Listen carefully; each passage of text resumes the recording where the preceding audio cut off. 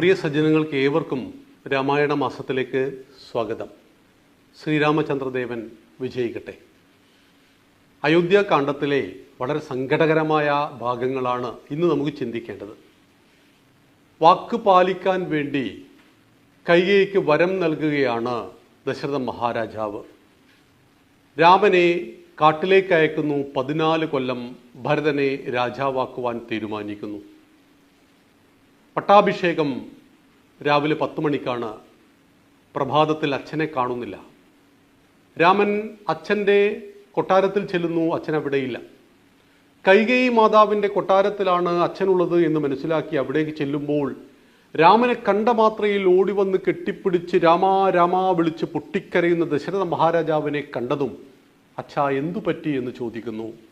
ഒന്നും പറയാൻ കഴിയാതെ പൊട്ടിക്കരയുകയാണ് ദശരഥ മഹാരാജാവ്. ഈ സമയത്ത് എങ്ങനെയാണ് നമ്മുടെ കൈകേയി ഇത്രമാത്രം ഹൃദയത്തെ കല്ലുപോലെ ആക്കിയതെന്ന് നമുക്ക് പറയാൻ കഴിയുന്നില്ല. കൈകേയി പറയുകയാണ്, രാമ, നിന്റെ അച്ഛൻ കരയുവാനുള്ള കാരണം ഞാൻ പറയാം. നിന്റെ അച്ഛൻ പണ്ട് എനിക്ക് 2 വരം നൽകാമെന്ന് പറഞ്ഞിരുന്നു. ആ വരം ഇപ്പോൾ ചോദിച്ചിരിക്കുന്നു. അതിനാണ് നിന്റെ അച്ഛൻ ഇങ്ങനെ അട്ടഹസിക്കുന്നത്. എന്തായിരുന്നു കൈകേയി മാതാവേ ആ വരം? ആ വരം ഞാൻ ചോദിച്ചത് ഇതാണ്: രാമൻ 14 കൊല്ലം കാട്ടിൽ പോകണം, എൻ്റെ മകൻ ഭരതനെ രാജാവാക്കണം. ഇത് കേട്ടപ്പോൾ ഒരു പുഞ്ചിരിയോടുകൂടി അച്ഛനെ കെട്ടിപ്പിടിച്ചുകൊണ്ട് രാമൻ പറയുകയാണ്, അച്ഛൻ്റെ വാക്ക് പാലിക്കാൻ 14 14,000 വർഷം കാട്ടിൽ പോകുവാനും തയ്യാറുള്ളൊരു മകൻ ഇവിടെ ഉള്ളപ്പോൾ അച്ഛൻ കരയുകയോ എന്ന്. പ്രിയമുള്ളവരെ, ഇതാണ് പുത്രൻ. ഡോട്ടർ സൺ എന്ന് പറയും, മകൻ മകൾ എന്ന് പറയും. പക്ഷേ സംസ്കൃതത്തിൽ പുത്രൻ എന്ന വാക്കിൻ്റെ അർത്ഥം പുംനാമ നരകത്തിൽ നിന്നും പിതാവിനെ ത്രാണനം ചെയ്യിക്കുന്നവൻ ആരോ അവൻ പുത്രൻ ഓർ പുത്രി. പുല്ലിംഗ സ്ത്രീലിംഗം എന്ന വ്യത്യാസമേ ഉള്ളൂ. പും എന്നാൽ നരകമാണ്. നരകത്തിൽ പതിക്കാതെ മാതാപിതാക്കളെ സംരക്ഷിക്കുന്ന മക്കളുടെ പേരാണ് പുത്രൻ ഓർ പുത്രി. അതായത് ഞാൻ കാരണം എൻ്റെ അച്ഛനും അമ്മയും നരകത്തിൽ പതിക്കരുത് എന്നൊരു കുട്ടി തീരുമാനിച്ചാൽ ആ കുട്ടി രാമനാണ് എന്ന് നാം അറിയണം. അച്ഛൻ കൊടുത്ത വാക്കാണ്, അതിൻ്റെ ബാധ്യത അച്ഛനുള്ളതാണ്. പക്ഷേ അച്ഛൻ കൊടുത്ത വാക്കാണെന്ന് കരുതി അച്ഛനോട് നരകത്തിൽ പതിക്കുവാൻ പറഞ്ഞില്ല. മറിച്ച് അച്ഛനെ നരകത്തിൽ പതിക്കാതെ സംരക്ഷിച്ചു. അച്ഛൻ്റെ അഭിമാനം എൻ്റെ അഭിമാനമാണ്. അച്ഛൻ്റെ വാക്ക് എൻ്റെ വാക്കാണ്. അച്ഛനുണ്ടാകുന്ന അഭിമാനക്ഷതം എൻ്റെ അഭിമാനക്ഷതമാണെന്ന് തിരിച്ചറിഞ്ഞ രാമൻ അച്ഛൻ്റെ വാക്ക് പാലിക്കാൻ കാട്ടിലെ വസ്ത്രം ധരിച്ച് കാടിനെ ലക്ഷ്യമാക്കി മരവുരി ധരിച്ചുകൊണ്ട് കാട്ടിലേക്ക് പോകുമ്പോൾ കൂടെ വരുന്നു സീതാദേവി. സീതയോട് പറയുകയാണ് രാമൻ, വൈദേഹത്തിലെ രാജകുമാരി വൈദേഹി, ജനകന്റെ പുത്രി ജാനകി, വായിൽ സ്വർണ്ണക്കരണ്ടിയുമായി ജനിച്ചവളെ, കാട്ടാറുള്ള വെള്ളം കുടിച്ചും കായ്കനികൾ ഭക്ഷിച്ചും ഗുഹയ്ക്കുള്ളിൽ കിടന്നുറങ്ങിയും 14 ദിവസമല്ല, 14 മാസമല്ല, 14 വർഷം ഈ യൗവനം മുഴുവൻ കാട്ടിൽ കഴിയേണ്ടതുണ്ട്.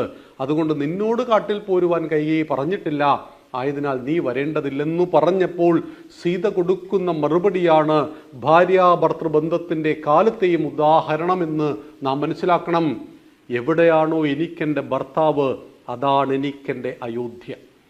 അഗ്നിസാക്ഷിയായി ആയിരക്കണക്കിന് അക്ഷികളെ സാക്ഷിയാക്കി ഒരു പുരുഷൻ സ്ത്രീയുടെ കഴുത്തിലേക്ക് താലി ചാർത്തിയാൽ ഒരായുഷ്കാലം മുഴുവൻ പരസ്പരം സ്നേഹത്തോടെ വിശ്വാസത്തോടെ നമുക്ക് ജീവിക്കാം എന്നുള്ളതിന് ഒരു പുരുഷൻ സ്ത്രീക്കു നൽകുന്ന വാഗ്ദാനമാണ് താലി. താലി കേവലം ഒരു മഞ്ഞച്ചരടല്ല ഭാരതീയന്. അവിടെയാണ് ഭാര്യാഭർത്തൃബന്ധത്തിൻ്റെ കാലത്തെയും മകുടോദാഹരണമാണ് സീതാരാമന്മാർ. എവിടെയാണോ എൻ്റെ ഭർത്താവ് സുഖത്തിൽ ആറാടുന്നത്, ആ സുഖത്തിൽ ഞാനില്ലെങ്കിലും എവിടെയാണോ എൻ്റെ ഭർത്താവ് ദുഃഖത്തിൻ്റെ നരകക്കുഴിയിൽ പതിക്കുന്നത്, അവിടെ ഞാനുണ്ടാകും. രാമൻ നരകത്തിലാണെങ്കിൽ ആ നരകമാണ് എൻ്റെ അയോധ്യ. രാമൻ കാനനത്തിലാണെങ്കിൽ ആ കാനനമാണ് എൻ്റെ അയോധ്യ. രാമൻ എവിടെയാണോ അവിടെയാണ് ഞാനെന്നു പറയുന്നതാണ്. സുഖത്തിലും ദുഃഖത്തിലും ജയത്തിലും പരാജയത്തിലും ലാഭത്തിലും നഷ്ടത്തിലും ജീവിതാന്ത്യം വരെ ഒന്നിച്ചു സഞ്ചരിക്കുന്നവളാണ് സഹധർമ്മിണി. അതുകൊണ്ടാണ് പതി പത്നി എന്ന വാക്കാണ് ഭാരതം ഉപയോഗിച്ചിരിക്കുന്നത്. 90 വയസ്സുള്ള മുത്തശ്ശൻ്റെ അരികിൽ 85 വയസ്സുള്ള മുത്തശ്ശി കിടന്നുറങ്ങുന്നത് കാമവും പ്രേമവുമല്ല, ആത്യന്തികമായ സ്നേഹമാകുന്ന ബന്ധത്താൽ, അവർ താലിച്ചരടിനാൽ അവർ കോർത്തിണക്കപ്പെട്ടു എന്നതുകൊണ്ടാണ്. അപ്പോഴാണ് രാമന് മറ്റൊരു പ്രതിസന്ധി മുന്നിൽ വരുന്നു. മരവുരി ധരിച്ചുകൊണ്ട് ലക്ഷ്മണനും കൂടെ. ലക്ഷ്മണനോട് പറയുന്നു, ലക്ഷ്മണ, നീ എവിടെ പോകുന്നു? നീ യുവാവാണ്, നിന്റെ ഭാര്യ ഊർമിള ഇവിടെയാണ്, അവളെയെല്ലാം ഉപേക്ഷിച്ചുകൊണ്ട് നീ എന്തിന് ഞങ്ങൾക്കൊപ്പം കാട്ടിൽ വരണം? നിന്നോട് കാട്ടിൽ പോകുവാൻ കൈകേയി മാതാവ് പറഞ്ഞില്ലല്ലോ. അപ്പോഴാണ് ലക്ഷ്മണൻ പറയുന്നത്, വന്യമൃഗങ്ങളും ഘോരമൃഗങ്ങളുമുള്ള കാട്ടിൽ എൻ്റെ ജ്യേഷ്ഠനും ജ്യേഷ്ഠത്തി അമ്മയ്ക്കും കാവൽ കിടക്കുവാൻ മറ്റാരുണ്ട് എന്ന്. പ്രിയമുള്ളവരെ, ഇതാണ് സഹോദരങ്ങൾ. സഹോദരൻ എന്ന വാക്കിൻ്റെ അർത്ഥം എന്താണ്? സഹോദരങ്ങൾ. ഒരമ്മയുടെ വയറ്റിൽ ജനിച്ച മക്കളെയാണ് സഹോദരങ്ങൾ എന്ന് പറയുന്നത്. ഇത് ഒരച്ഛന് 3 അമ്മയിൽ ജനിച്ച മക്കളാണ്. കൈകേയി മാതാവിൻ്റെ വയറ്റിലാണ് ഭരതൻ, കൗസല്യാദേവിക്കാണ് രാമൻ, സുമിത്രയുടെ മക്കളാണ് ലക്ഷ്മണനും ശത്രുഘ്നനും. പക്ഷേ രാമനും ലക്ഷ്മണനും, സുമിത്രയുടെ ഒരു മകനും കൈകേയിയുടെ മകനുമാണ് എപ്പോഴും കൂട്ട്. ഇവിടെ നാട്ടിലില്ലാത്തവർ ശത്രുഘ്നനും ഭരതനുമാണ്. ഭരതൻ കൈകേയിയുടെ പുത്രനാണെങ്കിൽ സുമിത്രയുടെ മറ്റൊരു മകനായ ശത്രുഘ്നനുമാണ് കൂട്ട്. അവിടെയാണ് സഹോദരങ്ങൾ. എല്ലാ ദുഃഖങ്ങളിലും സുഖത്തിലും ഒന്നിച്ചുണ്ടാകുന്നവർ, ഒന്നിനു വേണ്ടിയും കലഹിക്കാത്തവർ. ആ മാതൃകയാണ് ഈ 4 മക്കൾ നമ്മളെ പഠിപ്പിക്കുന്നത് എന്നറിയണം. ഒരു മഹാസാമ്രാജ്യം കൈവെള്ളയിൽ വന്നു വീണിട്ടും ഒരൊറ്റ ദിവസം ഭരതൻ ആ സിംഹാസനത്തിൽ ഇരുന്നിട്ടില്ല. തനിക്കർഹമല്ലാത്തത് ലഭിച്ചപ്പോൾ തൻ്റെ ജ്യേഷ്ഠനിരിക്കേണ്ട സിംഹാസനത്തിൽ ഒരു നിമിഷം പോലും ഭരതൻ ഇരുന്നിട്ടില്ലെന്നറിയണം. അങ്ങനെ രാമനും സീതയും ലക്ഷ്മണനും കൂടി കാട്ടിലേക്ക് യാത്രയാകുന്നു. പൊട്ടിക്കരഞ്ഞുകൊണ്ട് പട്ടാഭിഷേകം മുടങ്ങി. സന്തോഷത്തിൻ്റെ ദിവസങ്ങൾ വരാൻ പോകുന്നു. ശ്രീരാമചന്ദ്ര മഹാദേവൻ ഈ രാജ്യത്തിൻ്റെ രാജകുമാരനായി പട്ടാഭിഷേകം ചെയ്യപ്പെടേണ്ട ദിവസം തന്നെ 11 മണിയോടുകൂടി 10 മണിക്ക് രാജാവാകേണ്ടവൻ 11 മണിയോടുകൂടി കാട്ടിലേക്ക് പോകേണ്ടി വരുന്ന ആ ദുർവിധിയെ ഒന്ന് ചിന്തിക്കുക. രാജ്യം മുഴുവൻ, പ്രജകൾ മുഴുവൻ പൊട്ടിക്കരഞ്ഞുകൊണ്ട് കൂടെ നടക്കുന്നു. അങ്ങനെ കാടിന് സമീപത്തെത്തിയപ്പോൾ രാത്രിയായി. എല്ലാവരും കിടന്നുറങ്ങുന്ന സമയത്ത് ഗുഹൻ, ആ കാട്ടുമൂപ്പനാണ്, ഇന്നത്തെ സർക്കാർ ഭാഷയിൽ പറഞ്ഞാൽ ആദിവാസി മൂപ്പൻ, രാമനെ കെട്ടിപ്പിടിച്ചുകൊണ്ട് ഗുഹൻ, കടത്തുകാരൻ, നദി കടന്നുകൊണ്ട് അവർ ആരണ്യത്തിലേക്ക്, കാനനത്തിലേക്ക് പോവുകയാണ്. അതായത് ജാതീയതയും തൊട്ടുകൂടായ്മയും തീണ്ടിക്കൂടായ്മയും പവിത്രമായ നമ്മുടെ ധർമ്മത്തിൻ്റെ ഭാഗമായിരുന്നു പ്രിയമുള്ളവരെ. വ്യാസോച്ചിഷ്ടം ജഗൽ സർവം ഗുരുപൂർണിമ നമുക്ക് ജൂലൈ 10-നാണ്. ആ ഭഗവാൻ വേദവ്യാസന്റെ ജന്മദിനം ആചരിക്കുമ്പോൾ അദ്ദേഹത്തിൻ്റെ കുലത്തെ പരിശോധിക്കണം, വാൽമീകിയുടെ കുലത്തെ പരിശോധിക്കണം എന്ന് നാം അറിയുക. കടത്തുകാരനായ ഗുഹൻ ആദിവാസി മൂപ്പനെ കെട്ടിപ്പിടിച്ചുകൊണ്ട് നദി കടക്കുന്ന ആ ശ്രീരാമചന്ദ്രന്റെ ചിത്രത്തെ അറിയുക. അപ്പോഴാണ് നാട്ടിൽ മറ്റു പലതും സംഭവിക്കുന്നു. ഭരതനെ ആളയച്ചു വരുത്തുന്നു.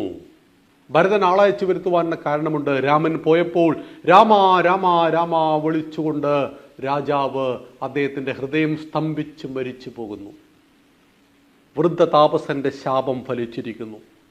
ഏതൊരു പുത്രനെ ഓർത്താണോ ഞങ്ങൾ അഗ്നിപ്രവേശം ചെയ്യുന്നത്, അതുപോലെ ഒരു ദിവസം നീ നിന്റെ പുത്രനെ ഓർത്ത് മരിക്കും. ദശരഥ എന്ന ശാപം ഇവിടെ ഫലിച്ചിരിക്കുകയാണ്. ദശരഥ മഹാരാജാവ് ഹൃദയം പൊട്ടി മരിച്ചിരിക്കുന്നു. പുത്ര ദുഃഖത്താൽ, രാമനെ പിരിഞ്ഞ ദുഃഖത്താൽ, രാമനും ലക്ഷ്മണനും സീതാദേവിക്കൊപ്പം കാട്ടിൽ പോയ ദുഃഖത്താൽ ആ വൃദ്ധതാപസന്റെ ശാപം ഫലിച്ചിരിക്കുകയാണ്. അങ്ങനെ കാട്ടിലേക്ക് പോകുന്നു രാമൻ. രാജാവിവിടെ മരിച്ചു കിടക്കുന്നു. ഇവർക്കിടയിലേക്ക് ഭരതൻ വരികയാണ്. നമുക്ക് നാളെ അതിനെക്കുറിച്ച് ചിന്തിക്കാം, ആ വൈകാരിക രംഗങ്ങൾ. ശ്രീരാമചന്ദ്രൻ വിജയിക്കട്ടെ. നന്ദി, നമസ്കാരം. വന്ദേ മാതരം.